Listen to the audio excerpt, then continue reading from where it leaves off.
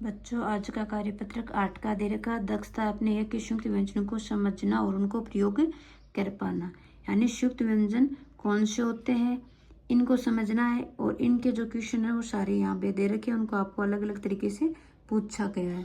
तो संयुक्त व्यंजन वो होते हैं जो दो या दो से अधिक व्यंजनों के मिलने से बनते हैं, कि उसमें दो भी हो सकते हैं, दो से अधिक भी व्यंजन हो सकते हैं। लेकिन एक बात का ध्यान रखना, जरूरी नहीं है कि वो सेम ही हो, अलग अलग भी हो सकते हैं, उन्हें बोलते हैं संयुक्त व्यंजन।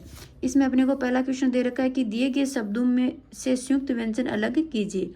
कि अपने यहाँ पे शब्द दे रखे हैं उनमें से अपने को संयुक्त व्यंजन छांट करके अलग लिखना। जैसे गुस्सा में स और सा, अब्बा में ब और बा, लस्सी में स और शी, शक्कर में क और क, सच्चा में च और चा। वैसे टट्टू में ट और टू, मक्का में क और का, ध्वज में ध्व और मच्छर में च और छ।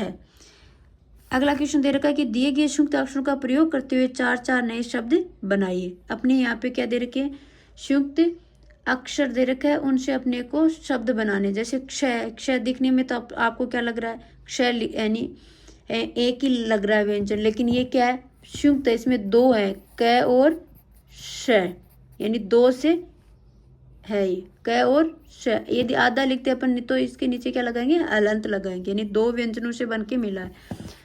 तो क्षय से इन्होंने क्या बनाया, शिक्षा, क्षत्रिय, दीक्षा और भक्षक बनाया, यानी इसमें क्षय का प्रयोग हुआ है।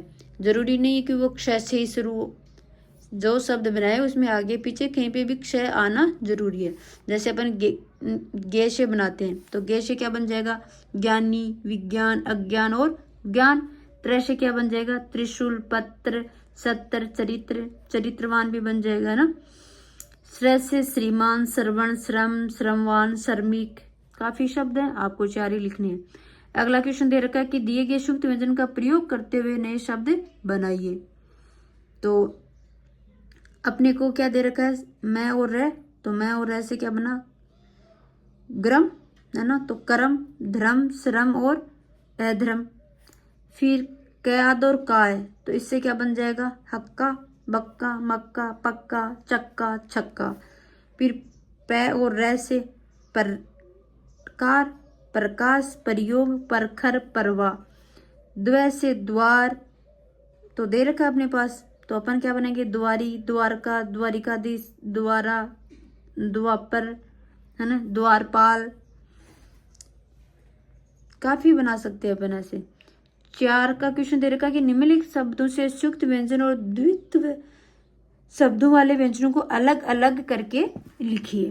कि अपने यहाँ पे संयुक्त व्यंजन भी पूछा और द्वित्व शब्द, तो ये अपने को पहले जानना होगा कि संयुक्त व्यंजन कौन से होते हैं और द्वित्व शब्द कौन से होते हैं।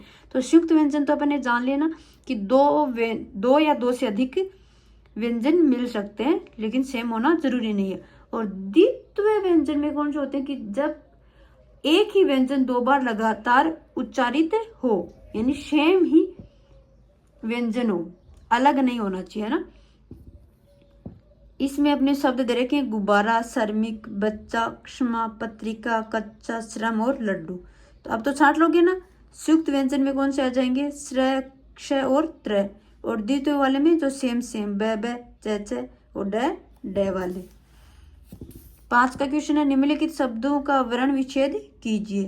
थर्मस, तो इनको आपको अलग अलग लिखना, क्यों थ किसे बनता है, आधा थ और ऐसे मिलके बनता है। र में भी र और ए की मात्रा आती है, मैं में भी ए की मात्रा और श में भी ए की मात्रा। तो वैसे सुमन शब्द दे रखा है, तो सु में किसकी मात्रा आ रही, ऊ की, तो ये अपने को अलग लिखना, स धन ऊ। फिर मैं में ए की मात्रा, मैं धन ए, और न में भी न धन ए। थैला है तो थैले में ए की मात्रा आ रही है ना, तो ए की मात्रा और ला में आ की मात्रा, ये दोनों अलग करके लिखनी है अपने को। शर्म, स में ए की मात्रा, फिर मैं में ए की मात्रा। रह तो आधा है ही, वैसे रह तो रह में तो आधा शब्द है, तो ए की मात्रा नहीं आएगी। स्वाद है तो स खुद आधा है तो आधा आएगा, इसमें ए नहीं आएगा। यदि पूरा अक्षर होता तो ए की मात्रा आती। वाह में किसकी मात्रा आ रही, आ की, और द में किसकी, ए की मात्रा। और इसी के साथ आपका कार्यपत्र 8 कंप्लीट होता है।